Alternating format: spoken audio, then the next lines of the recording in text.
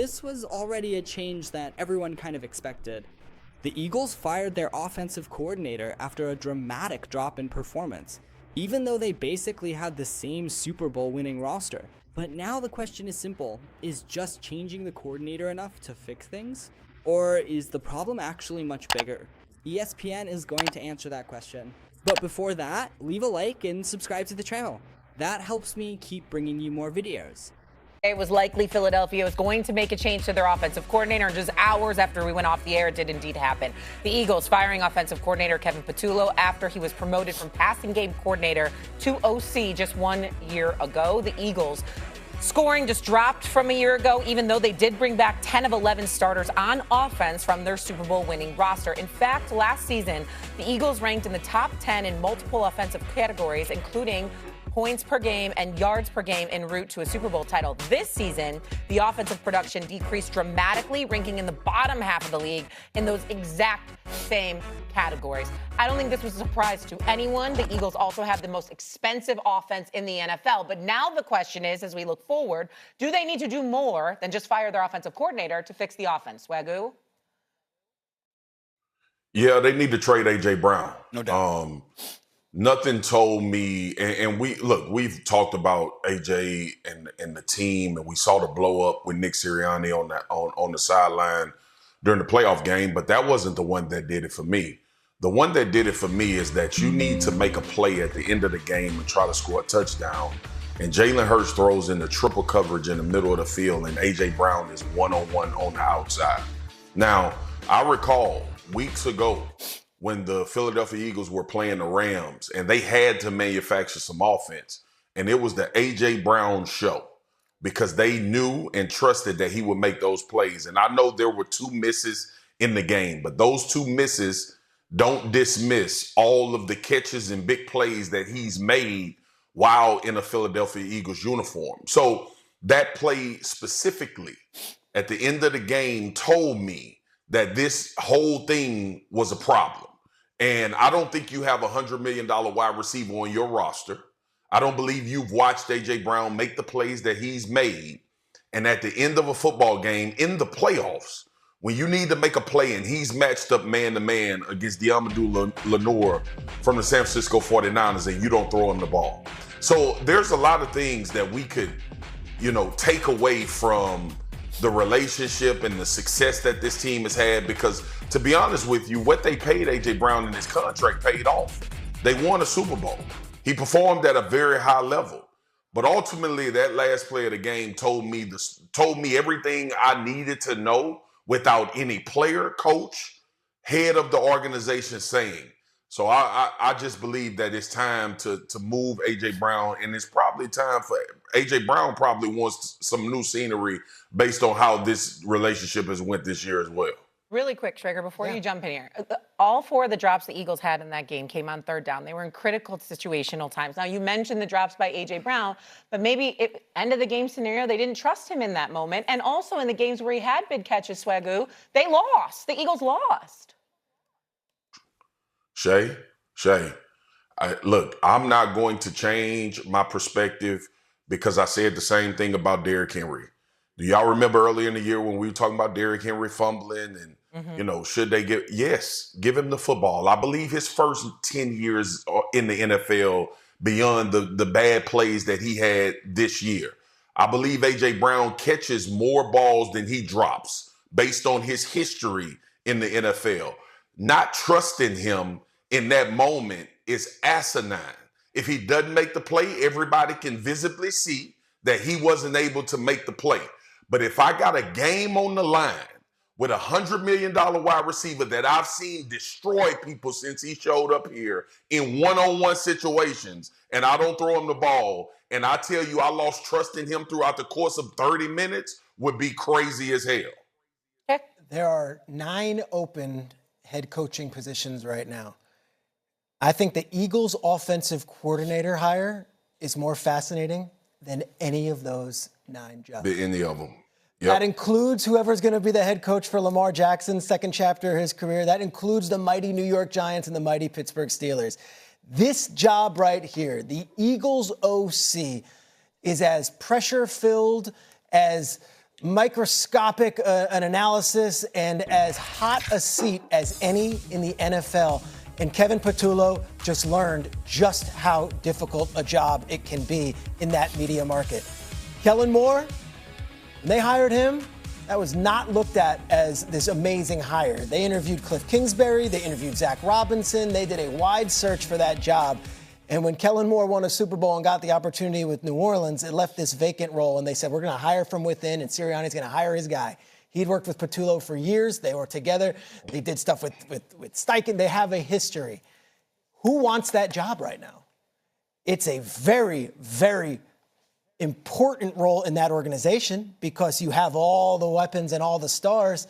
But it is as pressure-packed a job and one with a hotter seat and a media microscope than any in the NFL, and I include those head coaching jobs. Kevin Patullo yesterday, there was a celebration in the streets of Philly when he lost his job, and more than that, there was a guy who did a driving range, and I saw this, and it was his face, and everyone was laughing about it. They threw eggs at his house. I don't know if this job is as desirable as you'd think just because they have Saquon and all these guys. That is a tough position, and you've got to have of steel to walk into that job and do it with the confidence that you can get it done. Well, I know because of 17 years writing for the Philadelphia Inquirer. But here's the reality. If you're Mike McDaniels and the Philadelphia Eagles come offering you the job as the offensive coordinator, you'd be a fool not to take it. Go on. And the reason I say that is because Nick Sirianni is not considered that guy that, oh my Lord, he's just so phenomenal. He's a Super Bowl champion. He wins more than he loses. Nick Sirianni's a damn good coach who deserves a lot more respect than he gets. But he doesn't get it. And when you saw Patullo struggle and Sirianni stepped in, it didn't get better, which didn't help his cause. Now, you got to remember, when they had Kellen Moore, they won the Super Bowl, okay? Before that, who was it, Brian Johnson was your offensive coordinator? Well, that was picked by Sirianni. Patullo was picked by Sirianni, so he doesn't have a great track record.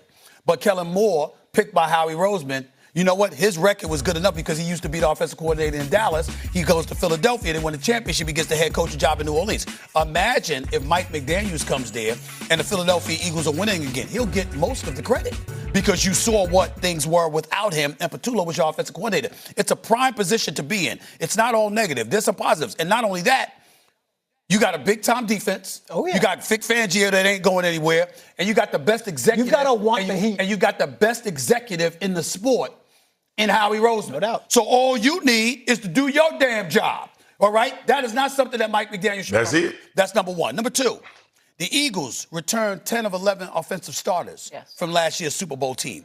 You, Patullo, you'll be lucky to be you ain't gonna get a coordinator. You ain't get a coordinator's job. It was just bad. I feel bad for him. You don't wish that on anybody. Let's hope he gets a job in the NFL. Just understand it's gonna be on a lower level. It ain't gonna be up with mobility when it comes to you after the job you did because of the personnel that they had. Yes, you do have to trade A.J. Brown. Ain't no doubt about that. He doesn't want to be there, okay? And they probably don't want him there after the histrionics that he engaged in. But we also have to be real about something here.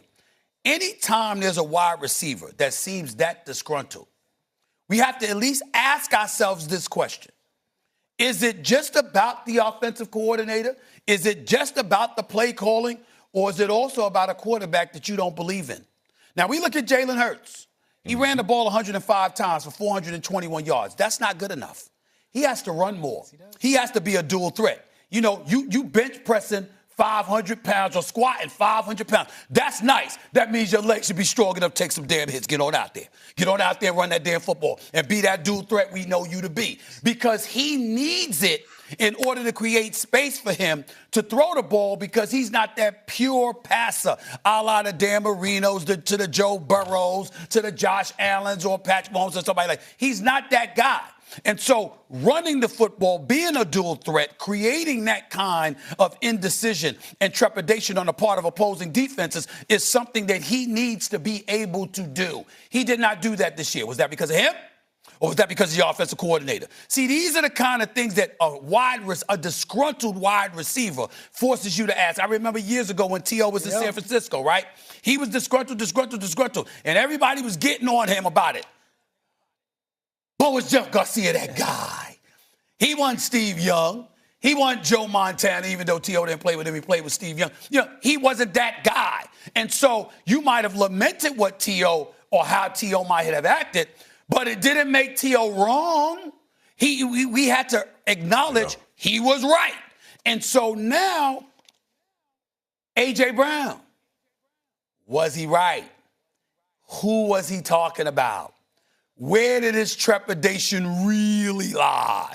Could it be with the Super Bowl MVP of last year and his lack of belief in that guy? Because if you remember, he had some trepidation before the playoffs last year about the quarterback. The book. You know what I'm saying? So these are all things that we got to keep our eyes on. Just like Harbaugh Tomlin, you got to keep your eye on this in Philadelphia because A.J. Brown threw some nuggets out there, whether we like it or not. Who they hire will be fascinating. I do like the Mike McDaniel. I remember Drew Brees calling this Eagles offense. Yeah. In the end, it's clear that firing the coordinator was just the beginning. When you have the most expensive offense in the NFL, packed with stars, and it still doesn't work in the clutch moments, the problem goes beyond just one person. AJ's situation, Brown is facing this. A receiver of this caliber, making what he makes, not being the first option in a decisive playoff play, shows that the trust between the parties broke down a long time ago. And that's when the domino effect starts. AJ. Brown is unhappy, there are doubts about Jalen Hurts as a pure passer, insane pressure on whoever takes over as offensive coordinator. It's all part of the same package.